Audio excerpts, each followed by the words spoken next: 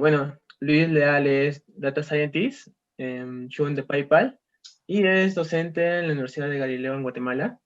Es ingeniero en ciencia de computación y está trabajando básicamente en todo lo que es referido a Machine Learning. Conozco a Luis que está trabajando con Resource Learning, está trabajando con redes neuronales, NLP, entonces es toda una gama de técnicas que seguramente estás manejando.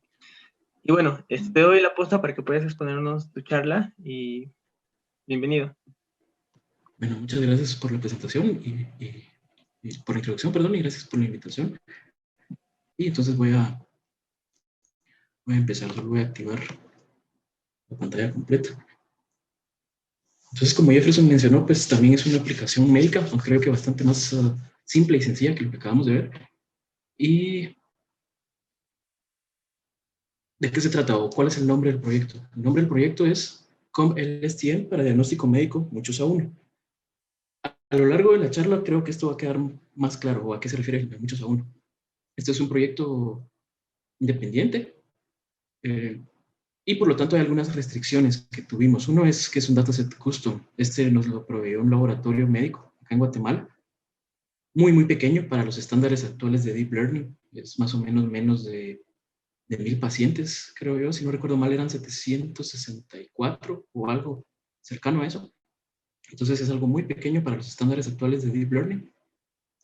Por lo tanto, nuestro objetivo no era crear un nuevo estado del arte, como muchas veces algunos papers o algunos proyectos tienen como objetivo, sino más bien era validar ciertas hipótesis y resolver un problema que nos fue planteado o que nos planteamos en algún momento. El artículo completo, pues acá está el enlace, lo voy a poner también al final de la presentación en el chat, para que quien tenga curiosidad pues pueda ver más detalles. En esta presentación va a ser como muy alto nivel, y en el artículo pueden encontrar un poco más de detalles. Un comentario es que yo personalmente no tengo nada de conocimiento médico. Como Jefferson mencionó, mi área es computación, pero este proyecto sí lo trabajamos con una persona experta en medicina, que es una doctora de acá de Guatemala, y pues su nombre aparece en el paper, y también las ilustraciones fueron hechas por una diseñadora, es decir, algunas de las ilustraciones que vamos a ver hoy durante la presentación no las hice yo, sino una diseñadora que estuvo con nosotros. Entonces, ese es como unos breves comentarios o una introducción. Y esto que estamos viendo acá, estas imágenes, son precisamente algunas imágenes del dataset. Es decir, esto es un paciente de, de laboratorio de acá de Guatemala, no es un dataset que esté en la nube o de los datasets públicos que normalmente podemos encontrar en sitios como Kaggle o similares, sino que es un dataset propio o proveído por un laboratorio. Entonces, ¿cuál era el problema a resolver? Pues diagnóstico médico, pero eso suena muy general. Hay muchas cosas que se pueden hacer con diagnóstico médico. Entonces, siendo un poco más específicos, era detección de afecciones craneales y cerebrales, utilizando imágenes de tomografías computarizadas. Eran 5 o 6 cosas que buscábamos detectar, pero al final terminamos usando solo 2, porque con las otras no nos funcionó muy bien. Es decir, posiblemente requerimos más datos o mayor experimentación o ser un poco más rigurosos con la selección de hiperparámetros. No sé, requeríamos más tiempo y más trabajo. Entonces, de los 5 o de los 6 que teníamos como objetivo inicial, solo terminamos trabajando principalmente con 2, que son hemorragia y fractura. Y pues, aun cuando elegimos solo 2, son cosas que son muy serias, y una detección temprana o un diagnóstico temprano pues puede ser importante para ayudar a una persona que esté afectada por una de estas dos, bueno, no son enfermedades, pero una de estas dos afecciones. Creo que hay una pregunta en el chat. No sé si logré ver bien. De hecho, no logro ver el chat. No, no te preocupes, es un comentario solamente Ok. y al final dejaremos las preguntas. Ok. Entonces, como les decía, nos quedamos con 2, que aunque no era el objetivo inicial, al menos son cosas importantes y que pueden tener beneficio para un paciente. Pero estoy seguro que si ustedes ya tienen algún tiempo en inteligencia artificial o en machine learning, posiblemente están pensando, este es un problema ampliamente estudiado en la actualidad, ya hay métodos muy efectivos. Entonces, Si ya existen métodos para este problema en Deep Learning, ¿por qué otro? ¿Por qué otro proyecto? De hecho, ¿por qué un artículo relacionado? ¿Por qué un proyecto propio? ¿Por qué un proyecto especializado? Ahora les voy a comentar las razones. Los métodos actuales, en su mayoría, se basan en aprendizaje supervisado. En alguno de los escenarios siguientes, es decir, con cualquiera de los dos casos que tenemos acá, imágenes en 2D utilizando redes convolucionales en 2 dimensiones, o problemas para volúmenes usando redes convolucionales en 3 dimensiones. Y acá yo agregué algunas ilustraciones y algunos enlaces a proyectos que trabajan precisamente esto. Entonces, lo que quiero ilustrar acá es que no estamos resolviendo un problema nuevo o no estamos haciendo algo del todo nuevo. Ya existen métodos, pero nos encontramos con algunas dificultades y eso fue lo que hizo que termináramos haciendo algo que es relativamente diferente. Por ejemplo, en el lado izquierdo tenemos un ejemplo de los comunes que es, aunque aquí tenemos varias imágenes, pensemos que cada una es procesada por una red convolucional y el resultado final, en este caso sería, o la salida de la red en este caso, sería uno de los diagnósticos. Que en este caso, de hecho en este proyecto, algunos de los que nosotros teníamos pensado trabajar, ellos sí obtuvieron buenos resultados y en común está que ellos también trabajaron con hemorragia. Acá puse el artículo completo para quien tenga curiosidad. Entonces este es uno de los dos escenarios. Imágenes en 2D utilizando redes convolucionales en 2D. Entra una imagen en 2D y sale un diagnóstico. Pero como mencioné también existen problemas en 3D o utilizando volúmenes, que sería el que tenemos del lado derecho. Entonces, en este caso entra un volumen y el volumen entra a una red convolucional en 3 dimensiones o que aplica la operación de convolución en 3 dimensiones. Y la idea es que en este caso entra un volumen y sale un diagnóstico o un vector de diagnósticos de forma parecida. Entonces tenemos del lado izquierdo una imagen de entrada, un vector de diagnóstico de salida y del lado derecho tenemos un volumen como entrada y un vector de diagnóstico como salida. Eso es lo que actualmente se ha estudiado ya bastante. De hecho, aquí tenemos estos ejemplos y es bastante efectivo.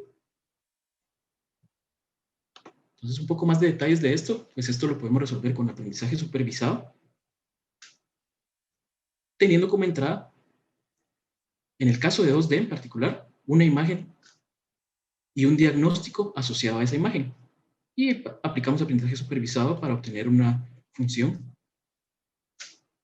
para que determine la relación entre, en este caso, la imagen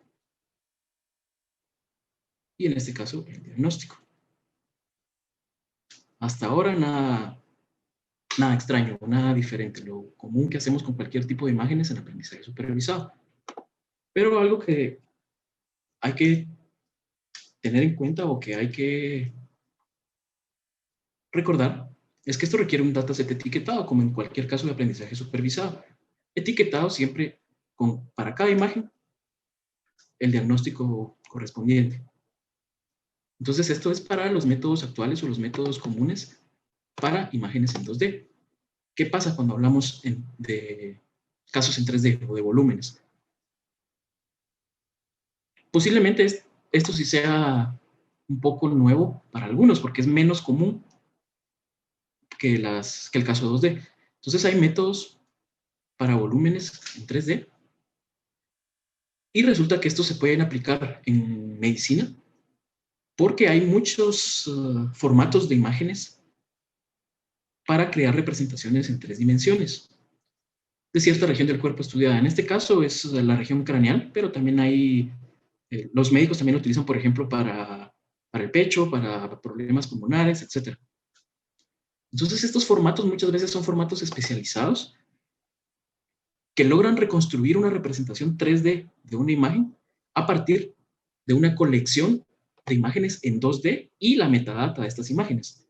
Entonces, se necesitan una colección de imágenes en 2D y metadata volumétrica. ¿Qué significa eso? Pues la posición y relación en el volumen que tiene cada imagen en 2D. Entonces el software especializado toma este formato especializado de imágenes y logra reconstruir algo como lo que estamos viendo acá. Yo puse un video acá donde se puede ver más o menos esto. Este es un software especializado en el que los médicos pueden navegar. Al decir navegar es que pueden hacer zoom, pueden alejar, pueden acercar, pueden moverse. Y el software, a través de la metadata, reconstruye una representación 3D como esta a partir de imágenes 2D como estas. Entonces esto también se ha utilizado, bueno, lo utilizan los médicos mucho para muchos tipos de análisis. Y en este caso el escenario tradicional o el escenario común es que se tenga un diagnóstico por paciente para todo el volumen. Ojo, esto no siempre es así, pero es uno de los escenarios más comunes. Entonces pensemos que la idea es, para este volumen, tenemos un diagnóstico que dice, por ejemplo, bueno, el paciente tiene hemorragia. Internamente el software reconstruye ese volumen a partir de una colección de imágenes, como ya mencioné. ¿Por qué esto es importante? Ya vamos a ver. Pero problemas de este tipo entonces también se pueden resolver con Deep Learning.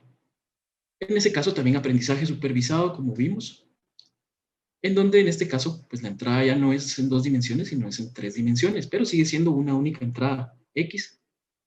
Y como salida, un diagnóstico o un vector de diagnóstico si estamos trabajando con múltiples afecciones. Entonces esto se puede resolver con Deep Learning utilizando modelos convolucionales especializados o creados para trabajar en 3 dimensiones. Hasta aquí tampoco nada realmente novedoso, porque esto ya se ha hecho y se ha estudiado, y de hecho aquí puse referencias a la literatura donde esto se ha hecho. Entonces no recordemos en todo momento, perdón, no olvidemos que en todo momento podemos reconstruir el volumen a partir de la colección de imágenes y la metadata de esas imágenes. Necesitamos la metadata para saber la relación espacial que tiene cada imagen en el volumen. Pero una vez construimos el volumen, pues podemos pasarlo a través de los modelos de Deep Learning y obtener un resultado con aprendizaje supervisado. Hasta aquí todo es como actualmente se ha trabajado en la literatura o como ya hay métodos en la literatura. Entonces ahora vuelvo a la pregunta inicial. Si ya existen métodos que resuelven esto y de hecho algunos lo hacen muy bien, entonces ¿para qué otro proyecto que hace algo parecido? La razón es que si tomamos en cuenta que siempre necesitamos un dataset etiquetado uno a uno, entonces esto nos impone cierta limitación cuando cierto escenario ocurre, que voy a describir a continuación, pero acá lo importante es no perdamos de vista, siempre es uno a uno. Si es 2D, una imagen, un diagnóstico para cada imagen. Si es 3D, un volumen y un diagnóstico para cada volumen. Aun cuando ese volumen ya mencionamos que está construido a partir de muchas imágenes en 2D y su metadata. Pero la idea es, la relación es siempre uno a uno. Un diagnóstico por imagen o por volumen. Pero el problema que se busca resolver acá, y creo que este no es común en todos los países, sino solo especialmente acá en Latinoamérica y en algunos otros países, el problema a resolver o el problema con lo que nos topamos es qué pasa si el dataset no tiene o no cumple con esta característica de una imagen, un diagnóstico o un volumen, un diagnóstico. ¿Por qué razones podría esto no cumplirse? Tal como nos topamos nosotros, algunos laboratorios exportan del volumen que vimos.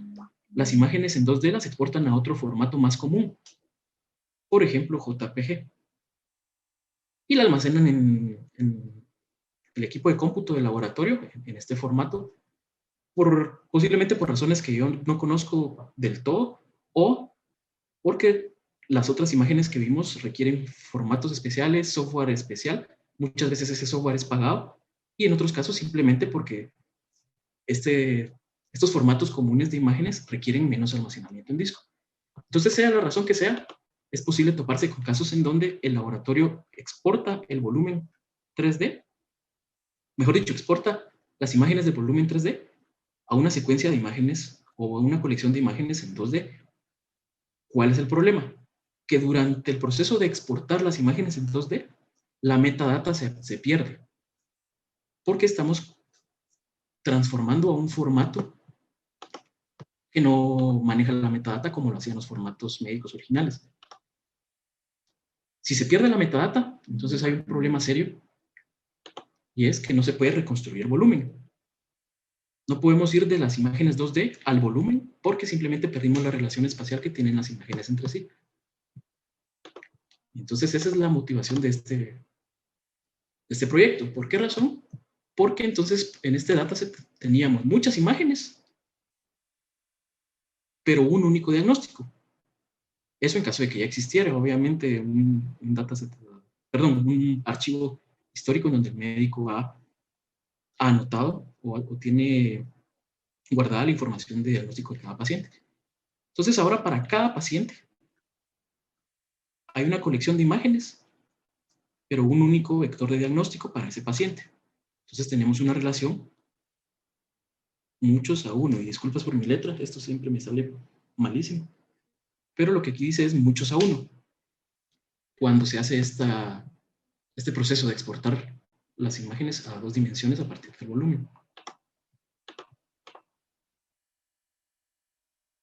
Entonces, ¿cuál era la pregunta de investigación que nos planteamos?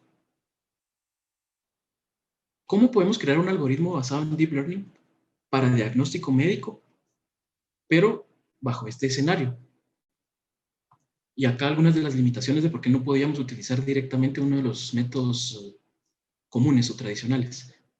Se tienen muchas imágenes 2D por paciente, pero un único diagnóstico por paciente. Posiblemente a alguien le pasa la idea, bueno, ¿y por qué no replican el diagnóstico para todas las imágenes? Eso no funciona porque recordemos que las imágenes son de distintas regiones del cerebro, y entonces posiblemente si nuestra lesión está del lado izquierdo, las imágenes obtenidas para el lado derecho no deberían por qué tener ese diagnóstico, porque en esa región no está presente la lesión. Entonces no se puede simplemente replicar el diagnóstico a todas las imágenes. Por lo tanto, no tenemos la relación 1 a 1 para trabajar con aprendizaje supervisado utilizando una red convolucional en 2D. Entonces el caso de trabajar con 2D, descartado. Ahora, el escenario de 3D. ¿Por qué no usar 3D si tienen imágenes, si tienen la secuencia de imágenes obtenidas a partir del volumen 3D? Bueno, simplemente no se puede usar por lo que mencioné hace unos minutos. Al exportarlas a otro formato, se pierde la información o la metadata volumétrica para poder reconstruir el volumen. Entonces esto nos deja en un escenario muchos a uno. Muchas imágenes, pero un único diagnóstico para el paciente. Algo más o menos como esto, que lo tomé de este blog que está acá, que en realidad este blog es algo de NLP o de procesamiento de lenguaje, pero ejemplifica muy bien. Pensemos que cada una de estas son imágenes médicas, imagen médica 2, imagen médica 3, y esto de acá es un diagnóstico médico. Entonces estamos ante un escenario como este. El paciente va a tener varias imágenes, pero un único diagnóstico. Entonces, ¿de qué trata este proyecto? Dicho eso, la hipótesis que planteamos fue que si combinamos un modelo espacial, en este caso una red convolucional de 2 dimensiones, y lo usamos como extractor de patrones visuales, podemos entonces alimentar ese vector de patrones visuales o de features, o el embedding, como normalmente le llamamos en Deep Learning, cualquiera de los nombres. Alimentamos ese vector, pero como lo usamos como entrada de un modelo secuencial. En este caso utilizamos LSTM, podríamos experimentar con otros, pero para este proyecto en particular usamos LSTM, y la idea es, entonces la red convolucional extrae patrones espaciales de las imágenes, pero luego esos patrones son alimentados a un modelo secuencial para que este modelo secuencial pueda utilizar toda la secuencia para emitir un único diagnóstico. Dicho de otro modo, para extraer y detectar patrones temporales en la secuencia de imágenes o en la secuencia de patrones que la convolucional 2D extrajo. Entonces acá tenemos una ilustración, de hecho esta es una ilustración del artículo que hicimos, que lo hizo la diseñadora que les comenté que trabajó con nosotros, Y la idea es que entonces acá tenemos un modelo convolucional, o bueno, es el mismo, aquí solo para efectos de ilustración, pero es el mismo modelo que extrae patrones y estos entran a una LSTM en cada momento en el tiempo de la LSTM. Y en cada momento en el tiempo se obtiene un diagnóstico, pero para entrenar el modelo solo utilizamos el último. Entonces esa era nuestra hipótesis, de que si combinábamos los modelos podíamos obtener un modelo que resolviera el problema. Algunas interpretaciones de esto que con algunas personas que he platicado le han dado es que es modelar el problema o modelar el escenario como una serie de tiempo de imágenes. Ya sabemos que las LSTM son muy buenas precisamente para, entre muchas cosas, para series de tiempo. Entonces, en este caso, la entrada son imágenes, por lo tanto, a una persona se le ocurrió describirlo como una serie de tiempo de imágenes. Esto tiene una relación muy fuerte con procesamiento del lenguaje natural. En el procesamiento del lenguaje natural, muchas veces, una secuencia de vectores, y perdón mis dibujos, pero supongamos que esto es un vector, muchas veces una secuencia de vectores, donde esos vectores representan palabras, los utilizamos para clasificar la secuencia o el texto con el que estamos trabajando. Entonces esto es muy parecido. Recibe como entrada vectores y busca clasificar la secuencia de vectores completa. En este caso, todas las imágenes de un paciente. Y la clasificación es la presencia o ausencia de cierta dolencia médica. Entonces, ¿qué estamos clasificando acá? Vectores también, pero esos vectores son obtenidos con la COMNET y entonces son como los embeddings de NLP, solo que en este caso son embeddings de imágenes obtenidos con la red convolucional. Y esta es la arquitectura, es algo súper sencillo, no es nada súper revolucionario ni novedoso, pero resuelve el problema. Y hasta lo que nosotros logramos ver en la literatura, es la primera vez que se aplica en este mismo escenario. Es decir, ya se han combinado modelos secuenciales con convolucionales, pero este fue el primer estudio que encontramos que lo hacía precisamente para este problema. Entonces esas son las hipótesis y los métodos que utilizamos al final de cuentas acá estoy resumiendo bastante, en el artículo pueden ver más detalles, pero cosas muy, muy comunes de Deep Learning. Entonces, cosas como, bueno, vamos a experimentar con múltiples arquitecturas, con hiperparámetros. Aplicamos también la técnica común de Data Augmentation para obtener leves transformaciones aleatorias a las imágenes. Y algo que sí hicimos un poquito fuera de lo común, tampoco es que sea súper revolucionario, pero un poquito fuera de lo común, es que usamos un training loop personalizado. En este training loop personalizado estamos reordenando en cada epoch las imágenes de forma aleatoria. Eso significa que para cierto paciente dado, pensemos en el paciente 5.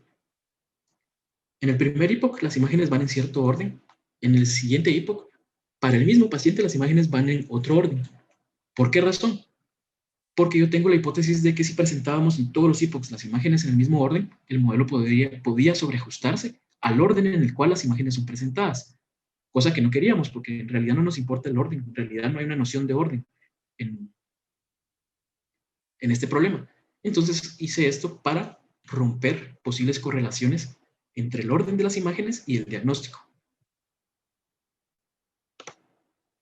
Los resultados reportados en el artículo fueron, o los finales, utilizamos y experimentamos con muchos, pero los finales fueron utilizar un modelo BGG19 preentrenado, aplicando transfer learning, es decir, quitamos la última capa del modelo, congelamos el resto y agregamos 2 capas entrenables a este modelo convolucional. Y luego esa última capa la conectamos a la LSTM. Esta solo tiene una capa oculta para efectos de performance, porque como este fue un proyecto trabajado de forma independiente, pues solo se trabajó en una computadora, es decir, en mi computadora personal. Entonces teníamos limitaciones de hardware también. Y solo usamos una LSTM pequeña de una capa oculta con una salida sigmoidal. salida sigmoidal para el vector, es decir, el vector de diagnósticos tenía como activación la función sigmoide, y entonces lo interpretamos como la probabilidad de que tenga cada enfermedad. Por ejemplo, la enfermedad 1 tiene una probabilidad de, no sé, me voy a inventar los números, 80% de existir en la secuencia de imágenes dada. Hacemos en algo más o menos como esto. Entonces, dada esta secuencia de imágenes, la probabilidad de tener hemorragia es esta. Más o menos esa es la interpretación que le dimos al modelo o la forma en que lo utilizamos. Pero, como mencioné, es un proyecto pequeño y sencillo por muchas razones. Uno es, teníamos pocos pacientes, es un dataset que nos proveía un laboratorio. Entonces, eran, si no mal recuerdo, como 760 y algo, creo que dije. Y en mi computadora personal, que tiene 2 GPUs, pero para estándares actuales esto es muy poco también. Y el objetivo no era crear un state of the art. Por lo tanto, es posible que este proyecto, si se requiriera seguirlo trabajando, una de las cosas que hay que hacer es diagnosticar y combatir el overfitting. Utilizamos modelos pequeños precisamente por las limitantes que ya mencioné. De hecho, BGG19 tal vez en este momento ya no sería lo primero que alguien intentaría utilizar. Utilizamos también DenseNet, pero cada experimento con DenseNet, dadas las limitaciones de hardware, tardaba varias horas. Entonces era muy difícil iterar y experimentar. Entonces si lo cambiamos por BGG, que posiblemente no es tan sofisticado, pero nos permitía iterar y experimentar más rápido. Más detalles pueden encontrarlos acá en el artículo. Y los resultados, que como mencioné, nuestro objetivo no era tener un proyecto perfecto ni estado del arte, simplemente validar las hipótesis para ver si podíamos resolver el problema planteado. Y algunos de los resultados son estos, son consistentes con las hipótesis. Esta es la curva de entrenamiento. Como nos damos cuenta, pues sí desciende bastante bien el error. Y acá tenemos específicamente para el caso de hemorragia algunas de las métricas en el dataset de entrenamiento y en el dataset de pruebas. Tenemos, por ejemplo, la exactitud, que en el dataset de entrenamiento se superó el 95%, pero es posible que tengamos overfitting. Como mencioné, no nos enfocamos mucho o no invertimos mucho tiempo en detectar y combatir overfitting. Entonces, esta métrica no es del todo algo para celebrar. Podría ser que se tenga overfitting, como las curvas en el set de pruebas demuestran. En este caso tenemos más de 95% de exactitud en el de entrenamiento, pero aproximadamente 84% de exactitud en el de pruebas. Entonces sí, tenemos evidencia de que hay overfitting. Algunas de las otras métricas comunes de aprendizaje supervisado, que no sé si se alcanza a leer, pero tenemos precisión, recall y el punteo F1.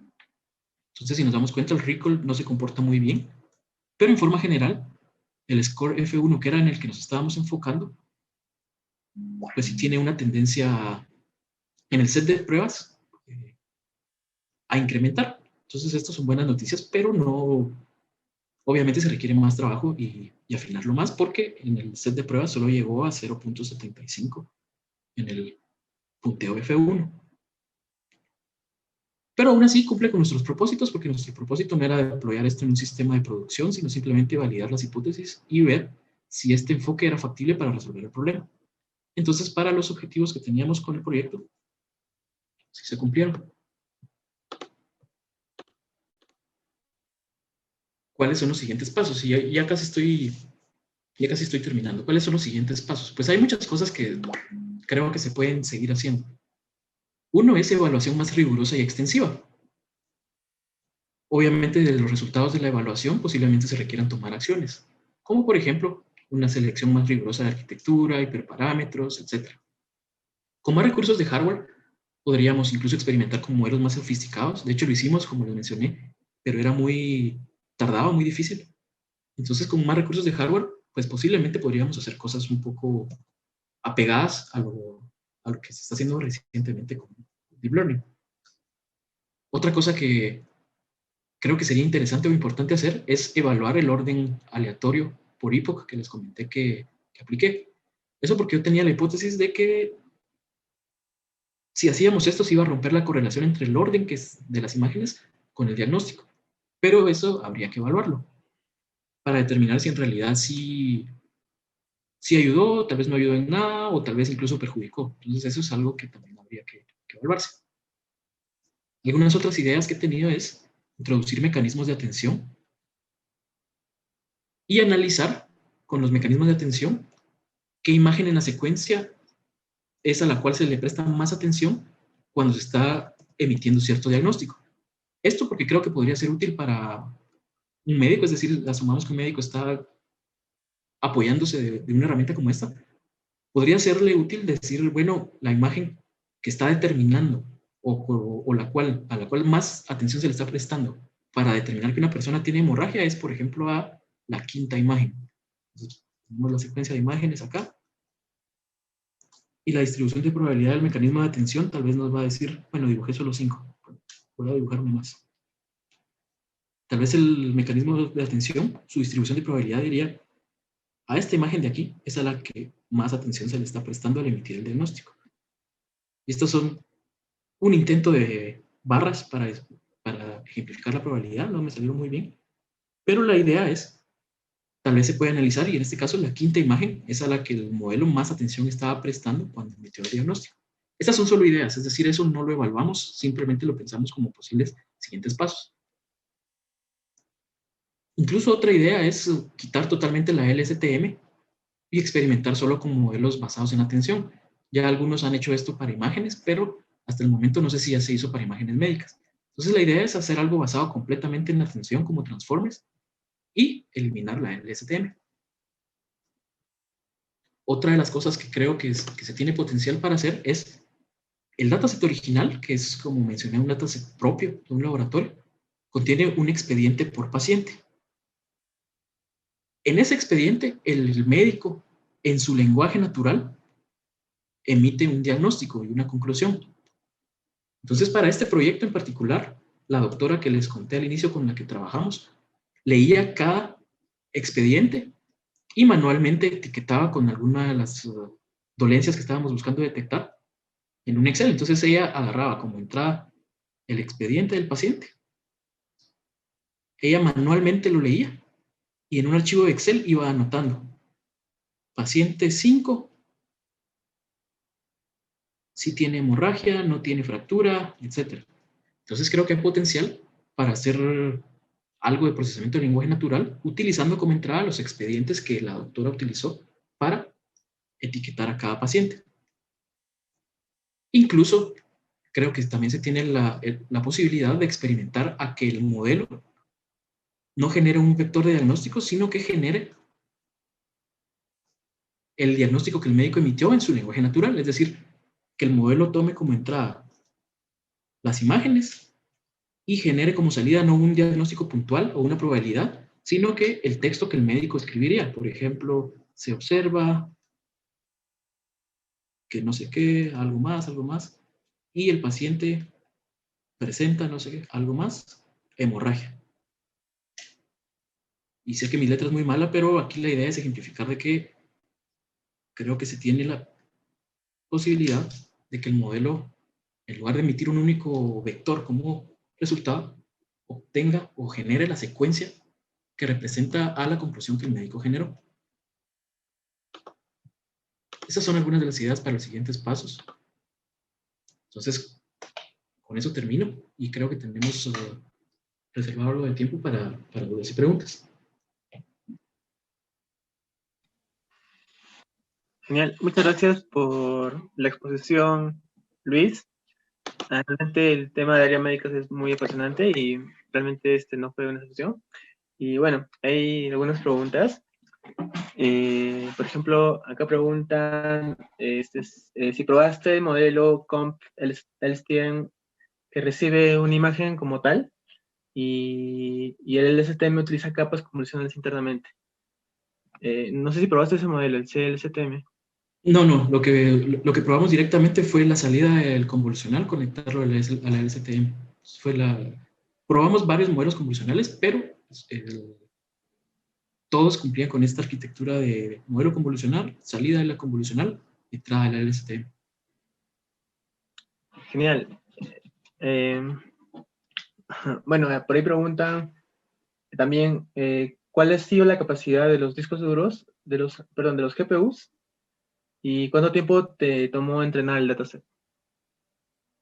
Ok, son dos GPUs, uno es, si no me recuerdo, es GTX 1060 creo que es, no estoy seguro, pero no importa tanto el modelo, sino que ese tiene 6 GB de memoria y el otro es un Titan XP de 11. Entonces en total tenía 17 gigas. Pero en realidad como eran pocos pacientes, la limitante no era tanto la memoria, sino el poder de procesamiento de estos GPUs. Porque son GPUs decentes, pero no tampoco lo más poderoso que se tiene, al menos como para trabajar independientemente. Es decir, no son los GPUs más poderosos que una persona pueda comprar de forma independiente. Entonces, la limitante no era tanto la memoria, sino más bien el procesamiento.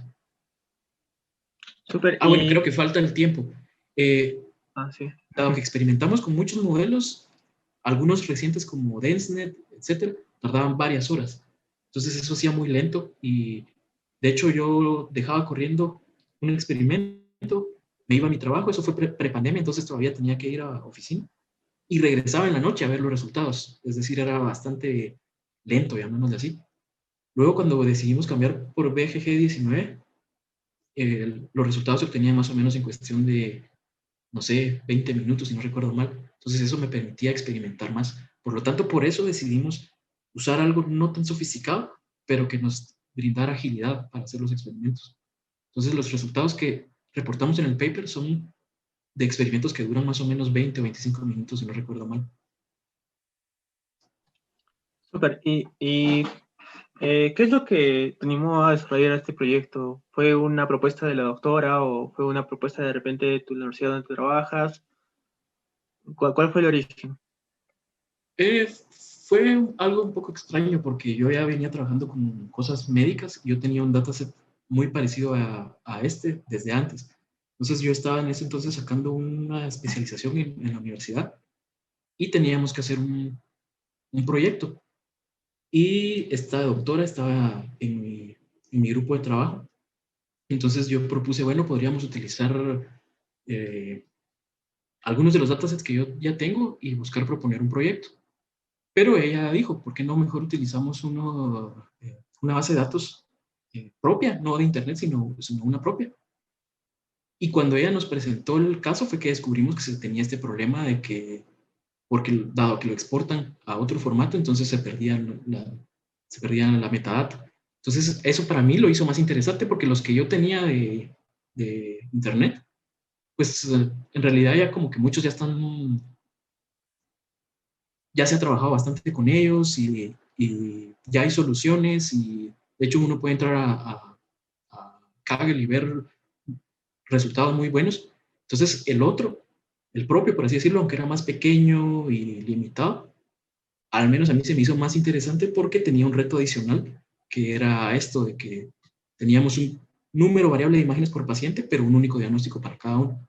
Entonces la decisión fue, bueno, sí, utilicemos este.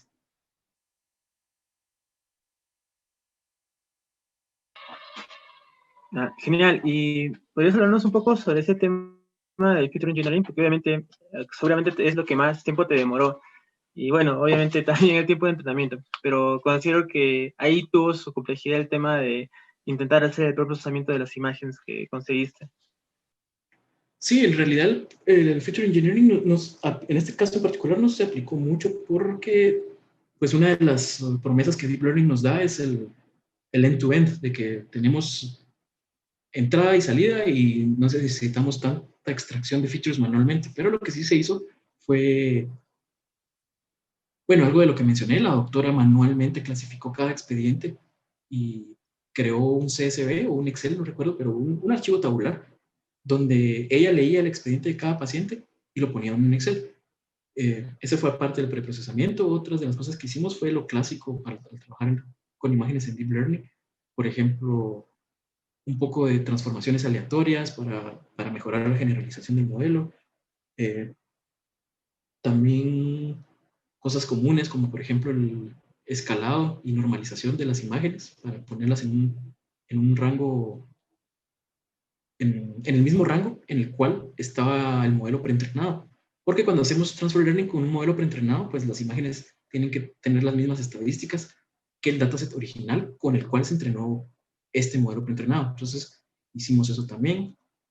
Y de hecho, algo que también hicimos, pero que ya no terminamos, fue combinarlo con el dataset que yo tenía, en el que les conté que tenía al inicio. Pero ya no lo terminamos porque en ese dataset en particular, no recuerdo qué problema tuvimos, pero déjenme recordar. No recuerdo exactamente qué fue, pero teníamos algunas de las limitantes de que era un problema totalmente diferente el que estábamos nosotros resolviendo con el que ese dataset de Internet resolvía. Entonces no me recuerdo exactamente qué fue, pero creo que fue esto de que no podía replicar el diagnóstico a todas las imágenes. No estoy seguro, pero tuvimos un problema ahí. Entonces parte del preprocesamiento inicialmente era integrar ambos datasets, pero lo terminamos desechando. Genial. Bueno, el tiempo nos ha ganado, pero tenemos para una última pregunta. Carlos menciona, bueno, agradece por la respuesta y también pregunta qué matriz o resolución utilizaron las tomografías. No recuerdo exactamente, pero tenía, creo que era 256 por 200. No. Déjeme recordar, porque sí, ya recordé. Lo que tuvimos que hacer fue ajustarlas a la resolución del modelo preentrenado. Entonces no recuerdo exactamente cuáles son las dimensiones que BGG19 usa, pero tuvimos que usar las mismas que BGG toma como entrada. 224 por 224 sería. Gracias. Sí, sí. Bueno, quiero mencionarles al público, a la audiencia, que después de esto sigue la mentoría de Luis. Y bueno, Luis tiene un interesante portafolio de proyectos que pienso que les va a ayudar bastante. Su mentoría es para los que están iniciando el tema de investigación en IA. Y bueno, gracias Luis por esta sección de este evento. Pasaríamos a la mentoría, que les voy a pasar el link por el chat para que se inscriban. Y bueno, eso sería todo hasta ahora con la ponencia especializada. Ahora pasaríamos a lo que es la mentoría. Ok, bueno, gracias a todos por su atención y gracias por la invitación. Gracias, Luis.